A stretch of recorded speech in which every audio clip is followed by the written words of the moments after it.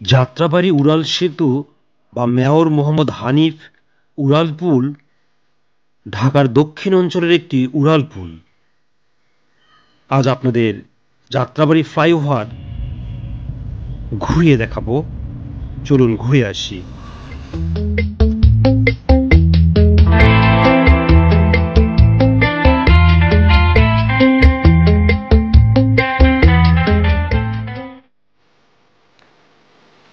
এটি বাংলাদেশের দীর্ঘতম ফ্লাইওভার। এর দৈর্ঘ্য 10.6 কিলোমিটার।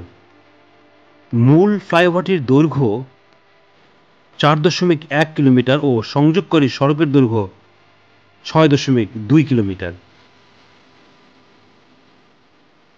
এটি ঢাকার চানখারপুল থেকে শুরু করে যাত্রাবাড়ীতে শেষ হয়েছে। ফ্লাইওভারটির 4 লেনের এবং সংযোগকারী সড়কগুলি 2 লেনের। এই ফ্লাইওভার গুলিস্তান ও যাত্রাবাড়ির মধ্যে যানজট কমিয়েছে। আপনারা ভিডিওতে যাত্রাবাড়ির ফ্লাইওভার দেখছেন। আমাদের আজকে যাত্রা শুরু করেছি চানখারপুল থেকে।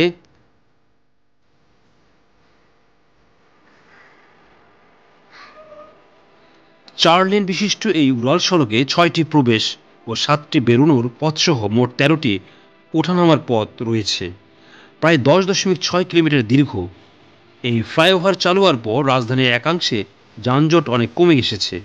পাবলিক প্রাইভেট পার্টনারশিপ পদ্ধতিতে নির্মিত দেশের এটি প্রথম ফ্লাইওভার।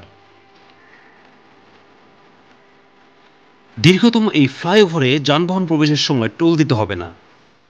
বের হওয়ার পথে টোলের জন্য নির্ধারিত অর্থ দিতে হবে। তবে জনসাধারণের প্রবেশে কোনো বাধা থাকবে না, টোলও দিতে হবে না।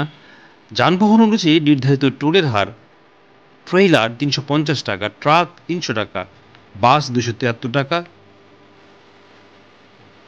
ট্রাক 273 টাকা, মিনি বাস 173 টাকা, পিক আপ 60 টাকা, মাইক্রোবাস 60 টাকা, জিপ 60 টাকা, প্রাইভেট কার 60 টাকা এবং অটোরিকশা 18 টাকা। 2 চাকার বাহন 10 টাকা।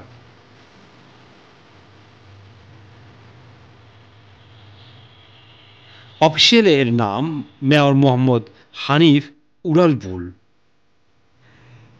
এটা নকশা গারার সেতু। ইস্পাত ও কংক্রিটে নির্মিত এই ব্রিজ এর মোট দৈর্ঘ্য 11.8 কিলোমিটার। নির্মাণকারী প্রতিষ্ঠান হচ্ছে অরিয়ন ইনফ্রাস্ট্রাকচারস লিমিটেড। এর নির্মাণ কাজ শুরু হয় 2006 সালে এবং নির্মাণ শেষ হয় 2013 সালে।